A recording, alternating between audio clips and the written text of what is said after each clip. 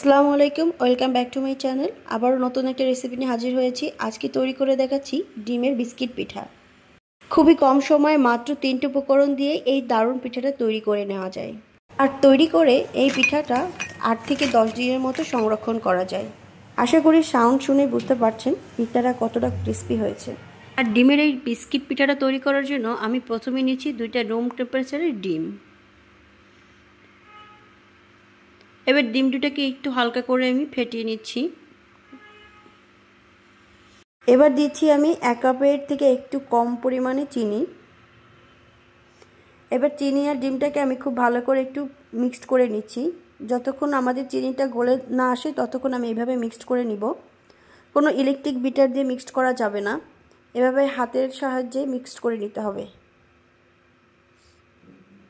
চিনিটা গলে আসলে আমি এখানে দিচ্ছি ভ্যানিলা এসেন্স কয়েক ফোঁটা। ভ্যানিলা এসেন্স না থাকলে তোমরা এলাচের গুঁড়াও দিতে পারো, এতে করে ডিমের আষ্টে গন্ধটা আর থাকবে না।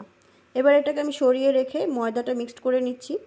আমি এখানে দিচ্ছি 3 কাপের মতো ময়দা আর দিচ্ছি হাফ টেবিল চামচের মতো লবণ। এবার ময়দার লবণটাকে আমি খুব ভালো করে একটু মিক্সড করে নিচ্ছি। 1/4 কাপ দিচ্ছি তেল।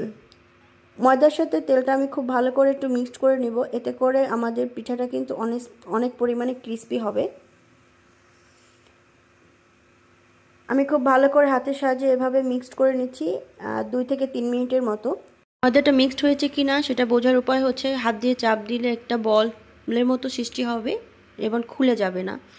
আর মিক্সড করা হয়ে গেলে আমি এবার অল্প অল্প করে ময়দা নিয়ে ডিমের মধ্যে এভাবে মিক্সড করে নিচ্ছি।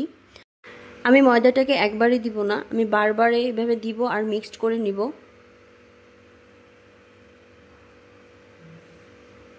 এখানে আমার 3 কাপের মতো ময়দা লেগেছে 2টা ডিমের জন্য। ডিমের সাইজ অনুযায়ী ময়দা কম বেশি লাগতে পারে। এবার আমি খুব ভালো করে একটু মিক্সড করে নিচ্ছি। এই ডোটা কিন্তু একটু হার্ড হবে, তেমন নরম হবে না।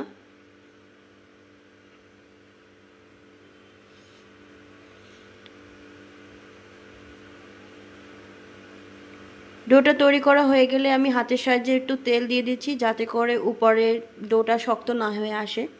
এবার রেখে দিচ্ছি 5 মিনিটের জন্য। 5 মিনিট পর ফিরে আসছি। ডোটা আমার মিক্সড হয়ে গিয়েছে। এবার আমি 4টা ভাগ করে নিচ্ছি আমার সুবিধার জন্য।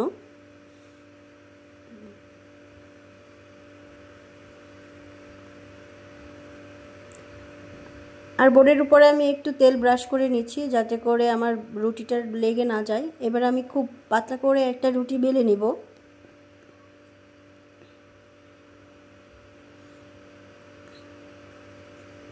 রুটিটা চারপাশে একটু সমান করে বেলতে হবে, কোনো পাশ যেন উঁচু নিচু না থাকে।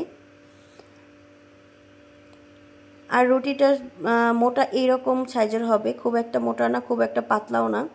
এবার আমি অনেকগুলো কাটার নিয়ে নিচ্ছি, কাটারের সাহায্যে এভাবে করে কেটে নিব। তোমরা তোমাদের ইচ্ছা অনুযায়ী শেপ করে নিতে পারো। আমি কয়েকটা শেপ দেখিয়ে দিচ্ছি এখানে। আর যাদের কাছে শেপ না থাকে তারা এভাবে ছুরির সাহায্যে কেটে নিবা। আর অবশ্যই ছুরিতে একটু তেল লাগিয়ে নিবা। এবার চারকোনা করেও তোমরা এভাবে নিতে পারো, আবার এভাবে করে ফুল বানিয়ে নিতে পারো।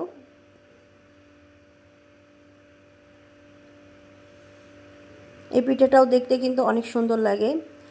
আর এভাবে করে চাঁদের শেপ করেও নিতে পারো, একটা গ্লাস বা এভাবে করে রাউন্ড শেপের কিছু একটা নিয়ে এভাবে করে ছোট ছোট করে চাঁদ শেপ করে নিতে পারো। সবগুলো পিঠা তৈরি হয়ে গেলে আমি পিঠা ভাজার জন্য কড়াইতে তেল দিয়ে দিয়েছি। আর তেলটা গরম হয়ে আসলে আমি পিঠাগুলো দিয়ে দিচ্ছি। তোমরা চেষ্টা করবা খুব মোটা একটা তাওয়া নিতে, এতে করে পিঠাগুলো কিন্তু অনেক ভালো হয়। আর এই পুরোটা সময় কিন্তু চুলার আঁচটা একদম মিডিয়াম আঁচে থাকবে। বেশি আঁচে ভাজলে কিন্তু পিঠার উপরে পুড়ে যাবে আর ভিতরে একদম কাঁচা থাকবে।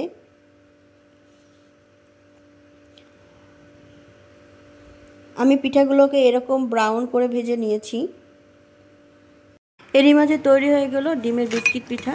সাউন্ড শুনেই বুঝতে পারছো পিঠাটা কতটা ক্রিস্পি হয়েছে। আমার এই রেসিপির মেজারমেন্ট ঠিক রেখে তোমরাও যদি তৈরি করো তোমাদের পিঠাটা একদম পারফেক্ট হবে। চেষ্টা করেছি রেসিপিটি খুব সহজভাবে শেয়ার করার। আশা করি আপনাদের ভালো লাগবে। আর ভালো লাগলে অবশ্যই একটা লাইক, কমেন্ট এবং আমার চ্যানেলটি সাবস্ক্রাইব করে পাশেই থাকবেন। আজকের মতো এই পর্যন্তই, দেখা হবে অন্য কোনো ভিডিওতে। আল্লাহ হাফেজ।